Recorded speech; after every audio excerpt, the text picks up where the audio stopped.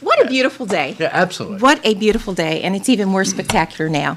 It is indeed a pleasure to welcome all of you, but especially to welcome the Honorable Eugene Di Pasquale.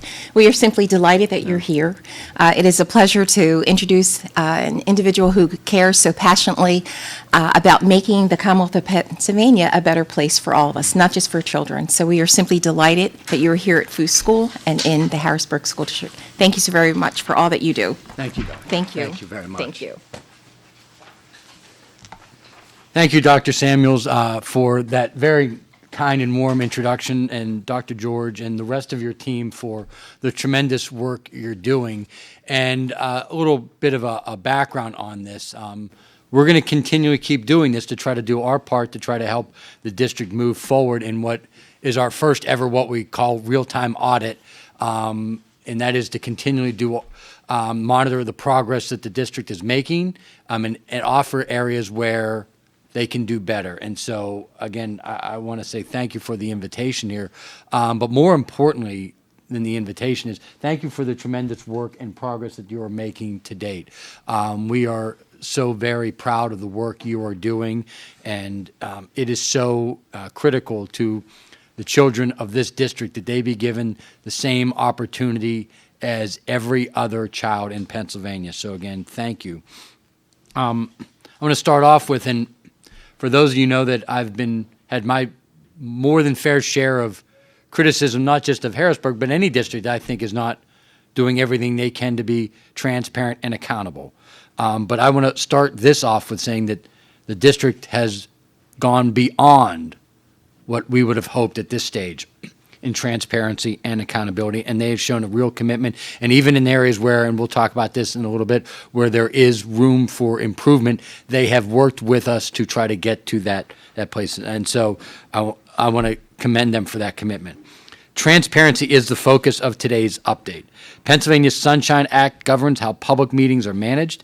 It includes a requirement to publish notice of upcoming public meetings in a newspaper. My audit team observed that the school district failed to publish notices for school board meetings held in July, August, and September. The meetings were advertised on the district's website, which again showed that there was a commitment there, but it did not follow the law to the T. This error was likely a result of staff turnover and some of the significant transition that is going on here. As soon as the district realized the error, it published a list of upcoming meetings for the rest of the school year, and that is important for public notice, but also, again, shows the district's commitment to figuring out where they can do better. My auditors also noticed that the minutes for the July and August board meetings did not list the location of those meetings as the law required. Again, the district immediately fixed the error. And again, that's important because there are so many people in this community that want to try to be helpful or just at least know what's going on as this tremendous transition takes place and as we move forward. So where the meeting is of vital importance to many of the taxpayers and the parents that may want to come. The law also allows school administrators to meet privately in what's called executive session to discuss certain topics. My audit team noticed that an executive session held prior to the August school board meeting was not mentioned in the minutes of that meeting, as is required. My team has provided a list of recommendations designed to help the district follow the spirit and the letter of the Sunshine Act, because as we're moving forward in the future, it is important that the district continue to work to get the financial house in order, continue to operate in an open, transparent, and an accountable way, and to making sure that the reason why the state had to take the action it did, why Dr. Samuels had to come in to do what she is doing, and why Dr. George had to come in and do what he is doing, and the rest of the team, that after this district is on the right path, that never happens again. Because I do believe in local control of our schools, but there have been rare instances where that has needed to go by the wayside, and this is one of them. And again, this team is doing a tremendous job here on trying to move this district in the right direction, and I believe that they are clearly doing that. So there's a lot of work happening to get the district back on track, and it's essential that the district be transparent and continue to be transparent about what it does. But I also wanted to address, because I think the timing is critical on this, a legislative proposal that's been making news lately, specifically House Bill 1800. I want to be abundantly clear about this. I am the Auditor General of Pennsylvania. It is my job to be the chief fiscal watchdog. And there are times when I've had to hold school districts or any entity accountable for not doing the right thing. Having said that, when a district is doing the right thing and heading things in a positive direction, legislative efforts that would derail that and send it backwards must be stopped. House Bill 1800 is just such a proposal. This bill would bleed out the Harrisburg School District and its taxpayers and could ultimately lead to the district's collapse. And I want to be clear on this.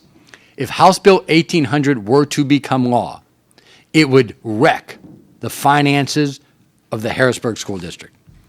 If a patient is suffering from a loss of blood, you don't make the bleeding worse and hope for the best. This proposal would hurt the district financially and would hurt the kids in this district.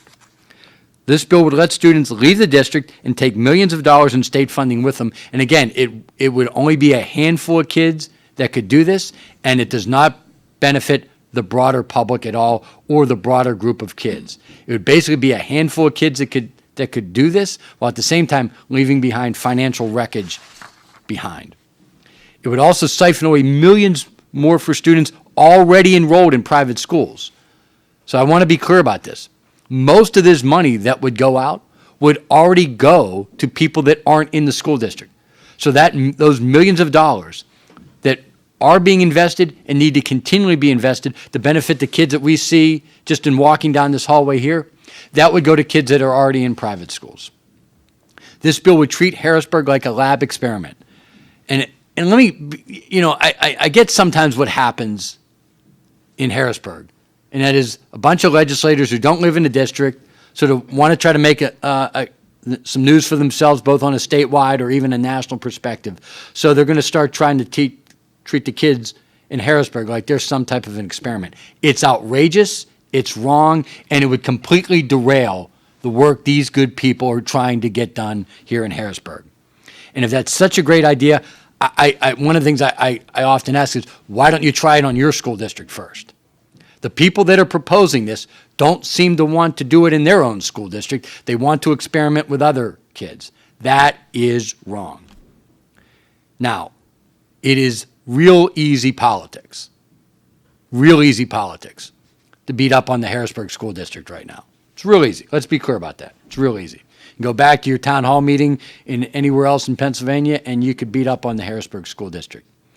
But actually working with this team, the parents and the taxpayers of this region, to try to improve this district and moving forward, that's the hard work. And that's why I commended the governor and the secretary's decision when they put in Dr. Samuels, and certainly when we decided to do our real-time audit and some of the tremendous work here. It's hard. There's a lot of work that needs to get done. And even the voters of this school district know, because they elected a new school board team. The people have spoken there. That's the type of solution the people of this area want.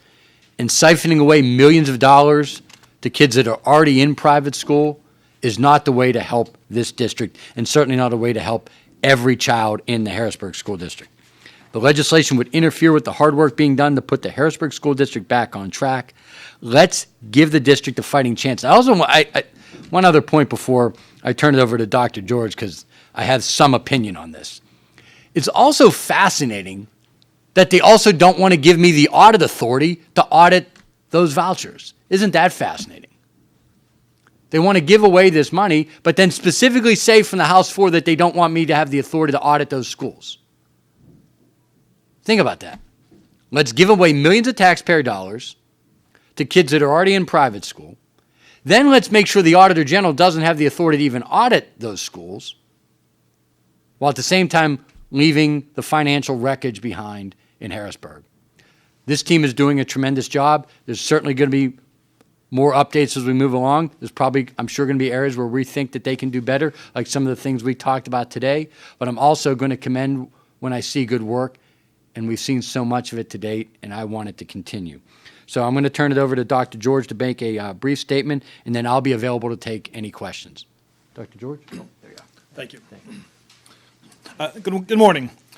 First, let me thank Auditor General Eugene D. Pasquale for his ongoing support through this recovery process. We're always pleased to have the Auditor General here and to give us guidance as we try to make things better for the Harrisburg School District and for the community.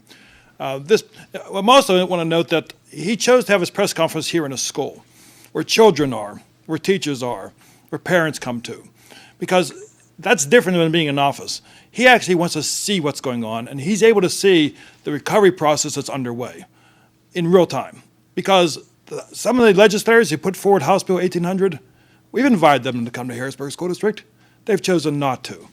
But here we have a witness of the things that are happening, and we encourage everyone to come to this school district and see the progress that is being made, because we are confident in the progress that is happening here in the 5 months since the recovery process has started. Which makes it all the irony or the anger that I have or how disturbed I am with House Bill 1800. Because here's a financial recovery process that actually is working. And just as we're making progress, financial progress, academic progress, governance process, transparency progress, here comes a piece of legislation that would, as the auditor said, completely dismantle this school district. Real numbers, about $5 million would immediately come off the school district's budget to pay for children who are already in private schools. That doesn't count the children who may leave the school district in the future. $5 million cannot be sustained by this school district in the long term. It just simply cannot. And again, those children are already in private schools. Now, the voucher proponents, they mislead you about what the voucher actually does. So let me break it down to some real numbers. It takes $5 million right off the bat for kids who are already gone. It proposes to give $8,000 vouchers to any family who is a resident of Harrisburg School District who has a child attending a private school, of which approximately 4,000 would come from the school district and another 4,000 from the state. Not sure where the money is going to come from eventually, but that's the way. So Harrisburg would then keep the children who leave on their rolls and receive and pay $4,000, but also receive $4,000, and therefore they say Harrisburg is going to make money, but they don't tell you about the $5 million we would lose before that occurs. That's why we're so upset. Lots of other pieces about this legislation people need to question. Private schools get to pick and choose whom they want to accept. There's 6,700 children in the school district. There's no way in the world 6,700 children can take advantage of this voucher program. Simply not enough money in the state coffers to even pay their half of the voucher. So that means the private schools are going to pick whom they want. They can deny children based on race, based on gender, based on religious belief, based on sexual orientation, and any other variable. Public schools don't do that. In fact, we're proud that we do not do that. So again, we have some issues there on picking and choosing. And as the auditor said, this press conference today is about transparency. When those monies leaves, those $5 million plus who knows how much other money leaves the school district, there's no accounting how that money is to be spent. Private schools do not have to report their performance rates on academic testing. They don't have to report which children are receiving these vouchers. So transparency is the complete opposite of what we're trying to achieve here. So House Bill 1800 is really bad public policy. I'd like to really frame the question of, we're here, Dr. Samuels, myself, this team, we're here because of the Financial Recovery Act of 2012, a piece of legislation championed by Speaker Turzai.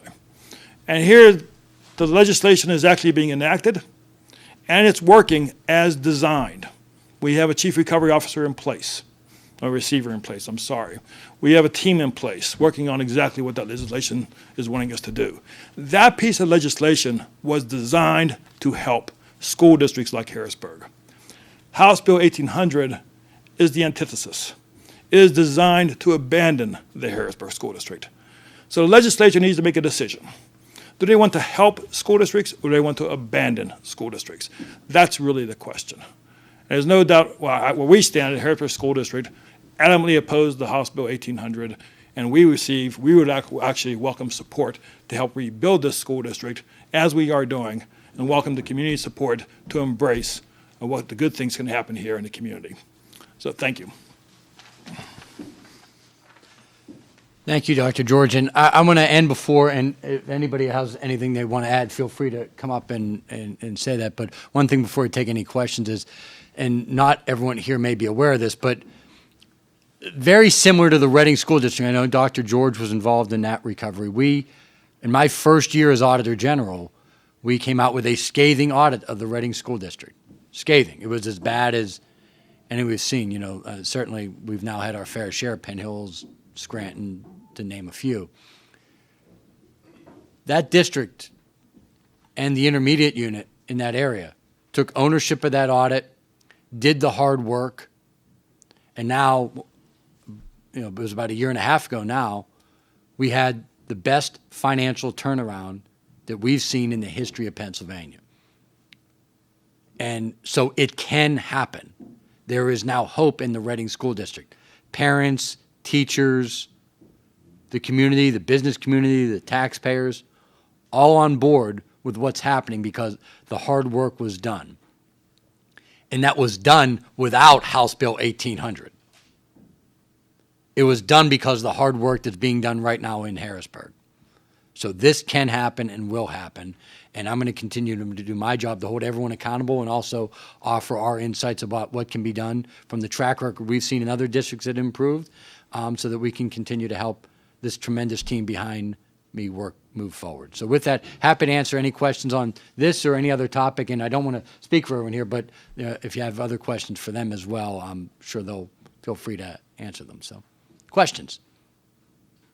I guess how can you ensure that, like the latest update that you were saying, how can you ensure that the changes will continue after you're done? That's why we call it a real-time audit. The short answer is it's not going to end until I leave office. So I leave office January of 2021. I know there's some people I say this somewhat tongue-in-cheek, to amend the Constitution to get me to stay, but I don't think that's going to happen. So I'm leaving office in January of 2021. No matter what happens to me, and it's pretty clear that the Pirates and Phillies are not going to be signing me to play center field. So it'll be for some other type of mission or service. But that's why we're not going to leave, because this is how we've designed this to work. And that is, this is so important that, yes, I believe they're trying to do the right thing, but on the same token, and I don't often quote Ronald Reagan, but trust but verify. Maybe for the school district, how has this audit helped you guys moving forward? Obviously, catching this Sunshine Act issues that you guys were having over the summer when you guys took place, but how it's made it easier.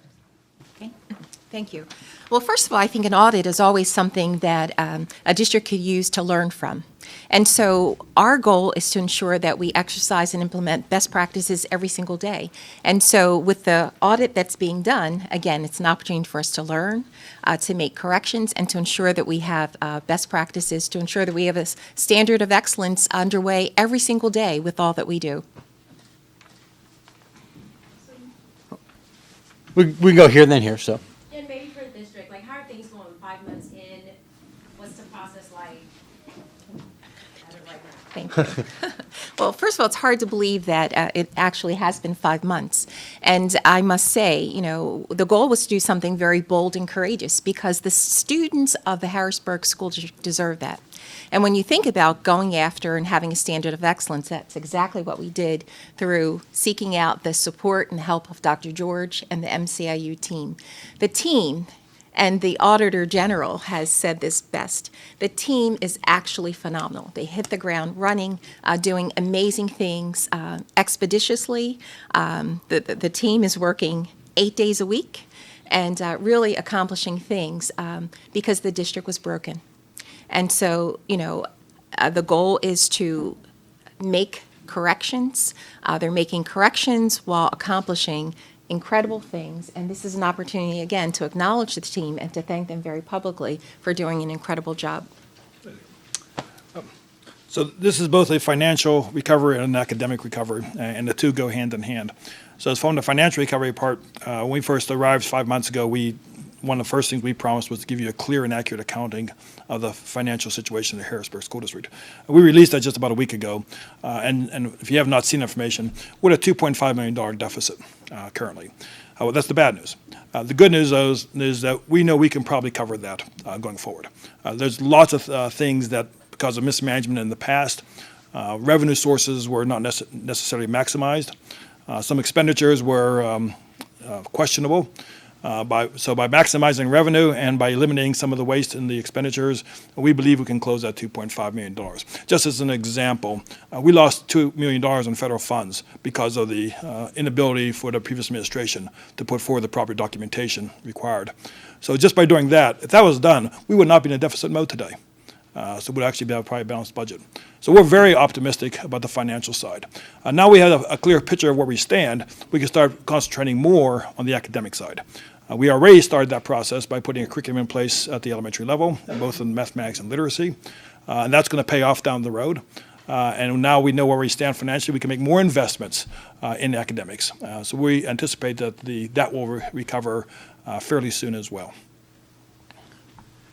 Thank you. In one of our previous audits, we identified one of those areas, and there were others as well, where there was no documentation at the school lunch program as to who was actually taking the lunches, which cost the district federal money because many of the kids, I think practically every child in this district is on free or reduced lunch. And by not tracking that money going through the cafeteria, it prevented the federal government from reimbursing for many of those lunches. So that's something, again, the district now has remedied along with some other areas as well. I would ask about communication between your office and the district. So how is this working, this real-time audit? Like how often are you touching base? I'm going to... Having your audit inform the future plan? So Mary Jo is back there because she likes to hide during these things. But Mary Jo, you want to feel free to come on up and give some description of that, please. And in the meantime, I noticed the headline or the book over there, Could a Tyrannosaurus Play Table Tennis? I want to offer you my perspective on that. Yes, the question is whether the T-Rex could play it well. Because anybody could play. Thank you. So just briefly, what we do is we come in and work on certain aspects of the PDE's audit report and recommendations, and we focus on certain areas. For instance, right now, we're just beginning to review excuse me, I get nervous speaking publicly. We're working on the review of personnel files, and we're just beginning that, and a review of cash disbursements. So when we find areas, so when we find areas such as when we just finished the review of the Sunshine Act compliance, we will, we do our work by reviewing documents, conducting interviews, and observing procedures. We've been attending board meetings. And then we issue recommendations we can't manage, so we have to be careful about veering into managing. So we keep somewhat of a healthy distance and independence from the district itself when we come across findings. So that's how we do it. So we just issue recommendations as we go along by area. Yeah. Okay. And I'm sure I'm going to get an angry email from Mary Jo later saying, why did you pull me up to the microphone? Because I always do find it surprising that there is anyone that doesn't want to be on television. I know people are shocked to hear that I don't mind this, so I see nobody shocked at that perspective on this. Yes, we all have our issues. And if we want to be transparent about the angry email I get from Mary Jo later in the day about that, well, we can post that on the website as well. So, other questions? If not, everyone, thank you very much for your time. And if I don't see each of you personally, please have a great Thanksgiving with your friends and family. Thank you very much. Please come on up. I want to acknowledge the principal of the school.